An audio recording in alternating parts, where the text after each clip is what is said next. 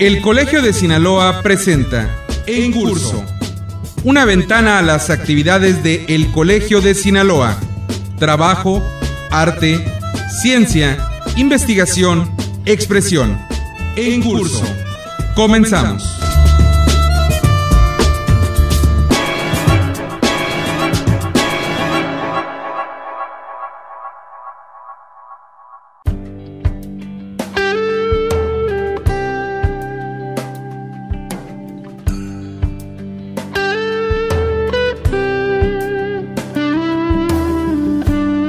Para contribuir en la difusión del conocimiento, el Colegio de Sinaloa cuenta con una amplia gama de publicaciones que reflejan el carácter multidisciplinario de este organismo público estatal. En esta colección sobresalen los libros y discos compactos, producto de sus proyectos de investigación de la serie Atlas, serie Catálogos, así como obras de los miembros colegiados y autores destacados de Sinaloa.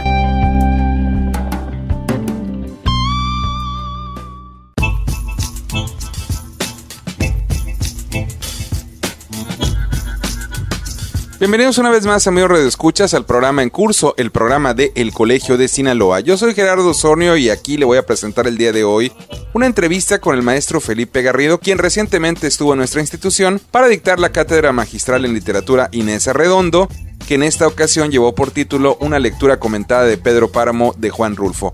Verdaderamente interesante escuchar la perspectiva de lo que es la lectura de parte del maestro Garrido. Uno tiene una idea muy específica de lo que es leer, uno piensa que es un acto estrictamente solitario, sin embargo él nos aclara que no es así y lo hace de manera magistral. Y también hablar, bueno, por supuesto, del gran gigante de la literatura mexicana, Juan Rulfo, y de su obra magna Pedro Páramo, siempre resulta agradable. Así que, sin más preámbulo, vamos a escuchar aquí en Curso, el programa de El Colegio de Sinaloa, al maestro Felipe Garrido.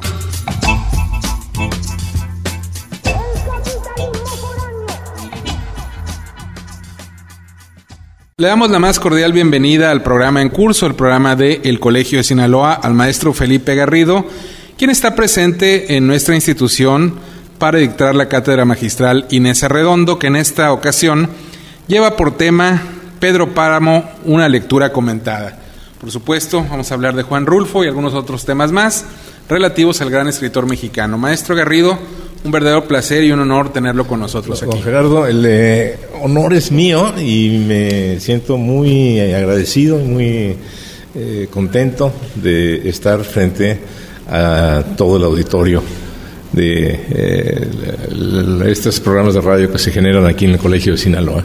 Maestro, pues comienzo con una pregunta muy elemental. Uno quisiera pensar que todos los que escuchamos radio, o cualquier mexicano en general, conocemos a Juan Rulfo, conocemos su obra, sabemos de Pedro Páramo, pero resulta que hay gente que de repente, por muchas circunstancias de vida, se le ha pasado tener en sus manos, leer, asimilar, disfrutar esta obra maestra.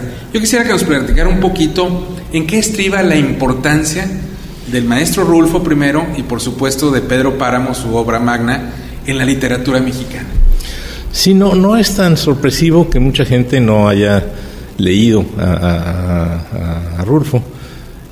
Hace algunos años, mientras Rulfo estuvo publicado por el Fondo de Cultura Económica, en realidad estuvo mucho más presente en la formación de los estudiantes de preparatoria, por ejemplo, y en la discusión pública, en fin. Después de su muerte, cuando sus obras dejaron el Fondo de Cultura Económica, pasaron a otra editorial, yo diría que ha estado desatendido Rulfo. Sin embargo, su presencia es inmensa. Me voy bastante atrás para explicar esto. La narrativa mexicana, la novela mexicana y los cuentos escritos en México durante el siglo XIX estuvieron muy muy cerca de modelos europeos, de la forma en que se escribía principalmente en Francia y en España. Eran los modelos que seguían los escritores mexicanos. Había algunos más independientes, pero en general se estaba muy cerca de esa manera de contar las cosas. Con la Revolución Mexicana entre todos los cambios que provocó ese movimiento, esos en muchos sentidos lamentables 10 años de guerra civil en México, entre las muchas cosas, digamos, positivas que trajeron, hay un renacimiento de las artes. De pronto las artes siguen rumbos que no eran los que tenían en ese momento. Y esto se refiere a la música, a la pintura, a la arquitectura, en fin, a todas las manifestaciones artísticas. En el caso de la narrativa, no de la poesía no cambió en ese momento, esperaría todavía algunos años para cambiar. Pero en el caso de la narrativa, la revolución fue un movimiento que llevó a muchos escritores, a un grupo amplio de escritores, a contar sus historias de una manera diferente a como hasta entonces se habían contado. Es un grupo de escritores que fueron todos ellos testigos de la revolución, que la vivieron, de niños o de adultos, desde distintos puntos. Andrés y Duarte o Nelly Campobello eran niños y vivieron la revolución en ese nivel. Mariano Azuela fue médico de tropa con unas fuerzas villistas. Martínez Guzmán fue secretario de Pancho Villa. Urquizo fue el mismo militar. En fin, desde muy distintos sitios. El más importante de los cuentistas, Rafael F. Muñoz, también vivió la revolución. Y lo que llamamos la novela de la revolución o la narrativa de la revolución está contada por testigos de la revolución, pero lo más importante es que esos testigos de la revolución escribieron en una manera en que no se había escrito hasta entonces en México, y son escritores que ejercen una influencia importante no solamente en México, sino en otros países. Por supuesto, estos escritores se habían formado leyendo a los grandes autores que en el paso del siglo XIX al XX también fueron encontrando nuevas maneras de escribir. Autores como Joyce, autores como Proust, autores como Faulkner, comenzaron a ejercer su influencia ya desde esta generación. Y durante la novela de la Revolución fue el género dominante en la literatura mexicana desde 1924, en que se descubre Los de Abajo, la novela de Azuela, que era 10 años anterior, hasta mitad del siglo, hasta 1950. Por supuesto, no es lo único que se escribe, son los años en que están escribiendo los contemporáneos, son los años en que están escribiendo los autores indigenistas, hay los estridentistas, en fin, hay otros movimientos, pero el movimiento dominante es la novela de la Revolución, y en la narrativa esa forma de contar las historias es la que se hizo más general y abarcó a la mayoría de los autores mexicanos. Hasta que en los años 50 una nueva generación de escritores rompe con esas formas de contar y encuentra otra vez más nuevas maneras de decirle al lector las historias que le están contando. En ese nuevo rompimiento de la literatura mexicana hay tres figuras importantísimas, que son José Revueltas, Juan José Arreola y Juan Rulfo. Estos tres autores, porque ninguno de ellos se da solo. Digamos, Rulfo es un autor de primerísima línea, un autor importantísimo, pero no se da solo. Es decir, hay compañeros suyos. Rulfo escribió sus dos grandes libros, El Llano en Llamas y Pedro Páramo, como becario en el Centro Mexicano de Escritores, Centro de Escritores Mexicanos, que era en aquel tiempo una institución que contaba con dinero de la Fundación Rockefeller y que daba las becas más importantes que había en ese momento en el país. Y ahí, por ejemplo, los compañeros de beca de Rulfo pues eran Juan José Arreola, era Ricardo Garibay, era Emanuel Carballo, era Rubén Bonifaz Nuño, este grupo de, en aquel tiempo, muchachos bastante jóvenes todavía, no niños, pero todavía bastante jóvenes, treintones, digamos, se reunían ahí en el centro y se leían los trabajos que ellos, el trabajo que cada quien estaba escribiendo, sus poesías o sus novelas o sus cuentos, lo que cada quien estaba haciendo, se leía frente al grupo, y los tutores, uno de ellos era don Francisco Monterde, y los compañeros se escuchaban unos a otros, de manera que ahí podemos bien hablar de que se formaron juntos, crecieron juntos. Y los cuentos de José Revueltas, Dios en la tierra, Dormir en tierra, los cuentos primeros de Arreola, Hizo el bien mientras vivió, y Confabulario, y los dos libros de Rulfo, que aparecieron en un lapso muy corto, en 1953 El llano en llamas, 1955 Pedro Páramo, significaron un cambio de rumbo en la literatura mexicana, significaron la apertura de una época nueva en la literatura mexicana, tan novedosa que en el momento mismo de la aparición no todos se dieron cuenta de lo que estaba sucediendo, y tuvieron que pasar unos pocos años, porque muy pronto se hizo evidente la importancia de las obras de Rulfo, por ejemplo, de las obras de Arreola, naturalmente también de las de Revueltas y los compañeros de generación de ellos. Muy pronto se hizo clarísimo que eso que estaban escribiendo ya no era la narrativa de la revolución. Al principio algunos creyeron que todavía, como siguen apareciendo batallas y siguen apareciendo, pero en primer lugar el momento histórico del que ellos se ocuparon fue ya la guerra cristera, no la revolución, y aunque estén tan cerca una de otra, son dos movimientos claramente diferentes, ¿no? Con motivaciones distintas, con organización diferente también, los caudillos son otros, en fin, son dos cosas que están muy cerca en el tiempo, pero que claramente son dos cosas diferentes.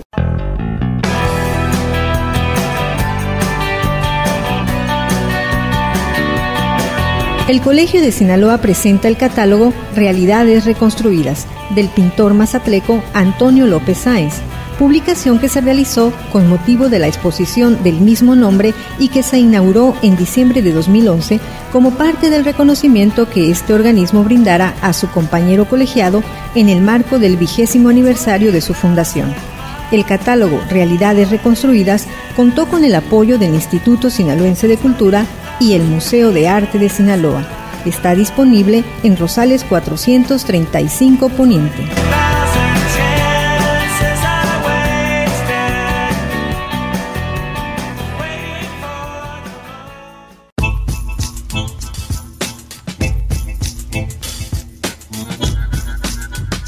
Les recuerdo que nos sintonizan a través de diversas radiodifusoras culturales del estado de Sinaloa, que esto es En Curso, el programa de El Colegio de Sinaloa. En esta ocasión estamos escuchando una muy interesante entrevista con el maestro Felipe Garrido, quien recientemente estuvo en nuestra institución dictando la cátedra magistral en literatura Inés Arredondo, que en esta ocasión llevó por tema una lectura comentada de Pedro Páramo, por supuesto la obra magna de Juan Rulfo. Verdaderamente interesante escuchar al maestro Garrido en sus opiniones y por supuesto su perspectiva de Juan Rulfo y por supuesto de Pedro Páramo. Vamos a seguir escuchándolo.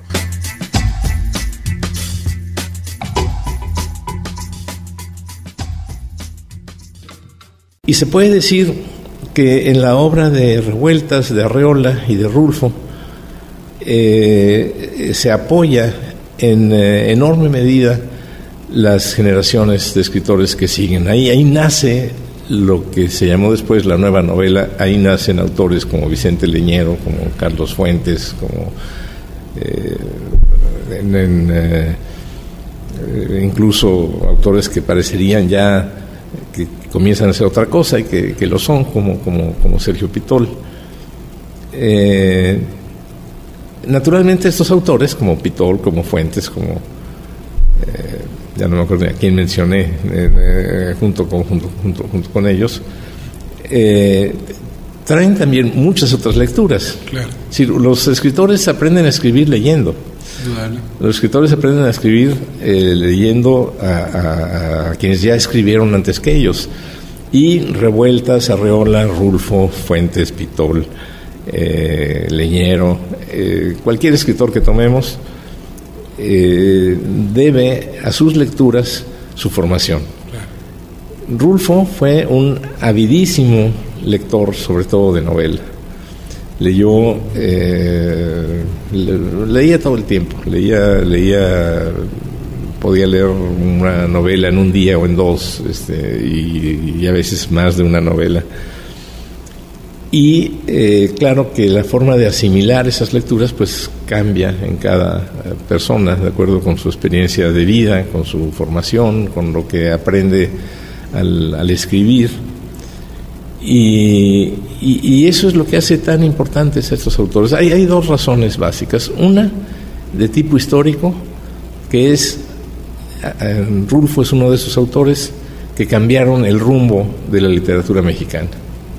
Esa es una razón importante. Y la otra es que estos autores que he mencionado, igual Revueltas que Arreola y que Rulfo, pueden seguir siendo leídos con la misma avidez, la misma curiosidad, el mismo asombro con que se leyeron en el momento en que publicaron sus obras. Hay autores, es decir, una novela, un libro de cuentos, las obras en general de narrativa, lo que básicamente hacen es contar historias. Y muchas veces a lo largo de la historia de la literatura, distintos autores han descubierto, han llegado a crear formas de contar historias muy privadas, muy particulares, muy propio de ellos. Claro, en el momento en que empiezan a ser leídos por otros escritores de su edad o más jóvenes, pues esas lecciones empiezan a ser aprovechadas por otros. Uh-huh. Y va cambiando la manera de contar. También va cambiando la manera de leer. O sea, los lectores nos formamos también por generaciones. El asombro que causó Rulfo cuando publicó Pedro Páramo, y ya lo había causado con El Llano en Llamas, pero Pedro Páramo es una obra bastante más complicada que el Llano en Llamas. En El Llano en Llamas hay algunos cuentos tan complicados como Pedro Páramo, pero son más cortos. Y hay otros cuentos que son mucho más sencillos. Un lector, cuando se enfrenta a una nueva manera de contar, tiene que hacer su aprendizaje. Al principio puede rechazar eso que le están poniendo enfrente porque le cuesta trabajo entenderlo, o no puede entenderlo de plano, porque está acostumbrado a que las historias se la cuenten de otra manera. Lo mismo sucede con las otras artes narrativas, lo mismo sucede con el cine, ¿verdad? De pronto un director muy innovador aparece con su película y el público no la sigue porque no la entiende, no la asimila, no la... lo mismo sucede en el teatro, lo mismo sucede en la radio, cuando se encuentran nuevos esquemas para hacer programas o para presentar una historia contada a través de la radio. Entonces, en este momento, porque luego también hay influencias de unas artes en otras. Las novedades técnicas de la escritura son aprovechadas por el cinematógrafo. Claro. Y las novedades técnicas en el sentido de cómo contar una historia del teatro o del cine influyen también a los autores, a los escritores. La manera en que un fotógrafo congela una historia y la cuenta en su fotografía, en el momento en que empieza a ser vista por muchos otros espectadores y artistas, plantea problemas que el espectador tiene que resolver. Claro. Yo diría que en este momento, que llevamos 60 años leyendo Pedro Páramo, porque una de las razones para que el tema de la cátedra haya sido la lectura de Pedro Páramo es que este año se cumplen 60 años de su aparición. Llevamos 60 años leyéndolo, sería como para que ya nos lo hubiéramos acabado, pero no nos lo hemos acabado. Todavía puntos clave en la estructura de la novela y en lo que la novela dice siguen siendo discutidos por la crítica, y no todos estamos de acuerdo en nuestras lecturas. Y sigue siendo fascinante, porque esa es una de las razones que pueden hacer fascinante la lectura. Sigue siendo fascinante para el lector enfrentarse a los problemas que Pedro Páramo, a los retos que Pedro Páramo nos enfrenta, ¿no? Cuando un autor ya no tiene retos, cuando un autor ya no tiene novedades para sus espectadores, pues llega el momento en que cae en el olvido. Ya a nadie le interesa, la gente se aburre con él, porque ya no tiene ese... Es como jugar... La lectura se parece mucho a jugar un partido de tenis o un partido de dominó. Jugar contra alguien al que uno le gana siempre, sí, claro. Pues qué aburrición, ¿verdad? ¿En qué se divierte uno? Y jugar contra uno que nada más no hay manera de ganarle porque es demasiado mejor que yo, pues tampoco tiene chiste. Entonces los lectores se van haciendo mejores lectores, pasando de obras más sencillas a obras más complicadas, pero sin exagerar, ¿verdad? Porque si pasan a algo que les queda muy por encima, es como una aplanadora que los va a triturar, y tampoco tiene chiste leer en ese caso. Entonces Rulfo se ha convertido en un clásico, porque un clásico es eso, un clásico es una obra que sigue planteando a los lectores o a los espectadores o a los escuchas, si es música, les sigue planteando retos que la mantienen suficientemente interesante, ¿verdad? Maestro, me llama la atención lo de lectura comentada. Para muchos la lectura es un asunto íntimo, privado, que se hace en soledad, y no solo eso, se piensa, se degusta, digamos, por decirlo de alguna manera, a veces uno mismo en silencio, ¿no? Pero comentar ya es diferente. Yo quisiera que nos diera la oportunidad, a los que no hemos tenido la oportunidad de estar en esta cátedra, ¿cómo leer a Rulfo? No vamos a tener la oportunidad de escuchar comentado como debería de ser, como usted lo está impartiendo en la cátedra en ese redondo, pero ¿cómo podemos hacer aquellos que queremos volver a leer a Rulfo Gerardo, y asimilarlo? Voy a decir algo, todo lo deberíamos leer en grupo, y leemos más colectivamente de lo que a veces nos damos cuenta. Cuando los niños son muy chiquitos, los niños están apenas empezando a leer por su cuenta, que están en primero o segundo año de primaria, empiezan a leer con cierta soltura. Muchas veces cometemos el error de decir, ya sabe leer, pues ya que él siga leyendo, que él se vaya haciendo un lector más formal, y los abandonamos. Y eso es casi una especie de crimen, yo diría. Porque el lector es... los autores terminan su obra, ahí nos la ponen enfrente, y es como un repertorio de dilemas que quien tiene que resolver es el lector. Y quien realmente llega a la conclusión de lo que un autor dice o de lo que una obra dice son los lectores. El mismo autor, cuando da una explicación sobre su obra, la está dando como lector, y queda en el nivel en que quedan los demás lectores. Cada lector está leyendo con su propia experiencia, con lo que sabe, con las lecturas que tiene encima.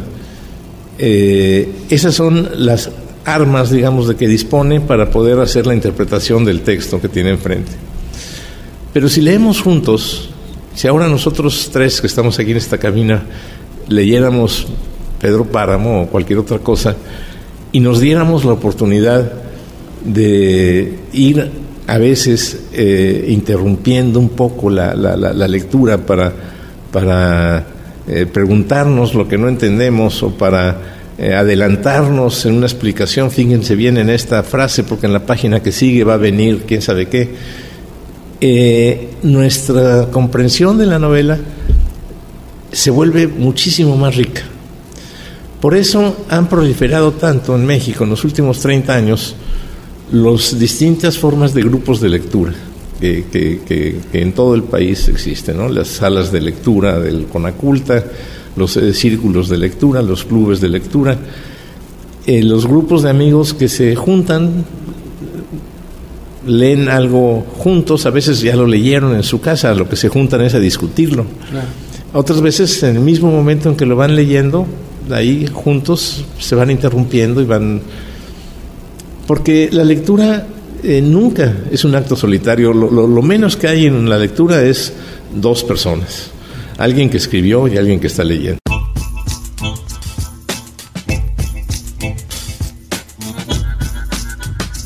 Estamos a punto de concluir, pero reitero que acabamos de escuchar una interesante entrevista con el maestro Felipe Garrido, quien estuvo recientemente en Sinaloa para dictar la cátedra magistral Inés Arredondo, cátedra en literatura que ofrece año con año el Colegio de Sinaloa y que en esta ocasión llevó por tema una lectura comentada de Pedro Páramo, la obra magna de Juan Rulfo. Verdaderamente interesante esta entrevista. Nos vamos a despedir, le queremos agradecer su atención a esta emisión y también para que se quede, lo invitamos en esta emisora durante unas horas más. Por supuesto, también lo invitamos para que se sume a las diversas actividades del Colegio de Sinaloa. Para obtener información de horarios y días precisos de las actividades de nuestra institución, puede usted acudir a la ciudad de Culiacán en horas de oficina a la calle Antonio Rosales 435 Poniente o llamar también a los teléfonos 716-1046 y 716-1050 o también a través de la red solicitando en un correo electrónico la agenda del Colegio de Sinaloa a coldecin@yahoo.com.mx o entrando a la página de nuestra institución que es www.elcolegiodesinaloa.gov.mx. Yo soy Gerardo Sornio y esto fue En Curso, el programa de El Colegio de Sinaloa.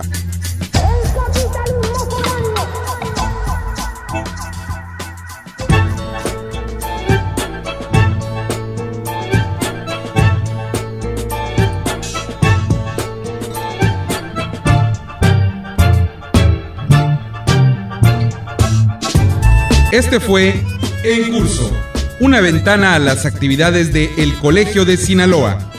La próxima semana, usted tiene una cita a la misma hora en esta misma estación con En Curso, el programa de El Colegio de Sinaloa.